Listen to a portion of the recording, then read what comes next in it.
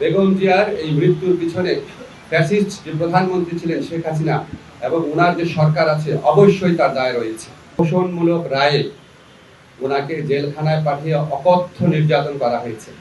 বেগম খালেদা জিয়াকে যেই মামলায় দোষী সাব্যস্ত করা হয়েছে, এটা যে প্রহসনের একটা রায় ছিল, এটা যে একটা সম্পূর্ণ সাজানো রায় ছিল, এটা আমাদের সর্বোচ্চ আদালতের আপিল এবং রিভিউর মধ্যে দিয়ে প্রমাণিত হয়েছে। সর্বোচ্চ আদালত সুপ্রিম কোর্টের আপিলের ডিভিশনের রায়ের মধ্যে বারবার বলা হয়েছে যে বেগম জিয়াকে যেই মামলায় সাজা দেওয়া হয়েছিল সেটা সম্পূর্ণ রংলি, উদ্দেশ্য প্রণোদিতভাবে, জিজ্ঞাসাপ্রসূতভাবে ওনাকে সাজা দেওয়া হয়েছিল।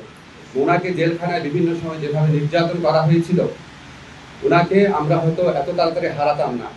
আমি ব্যক্তিগতভাবে মনে করি বেগম জিয়ার এই মৃত্যুর পিছনে ফ্যাসিস্ট যে প্রধানমন্ত্রী ছিলেন শেখ হাসিনা এবং ওনার যে সরকার আছে অবশ্যই তার দায় রয়েছে।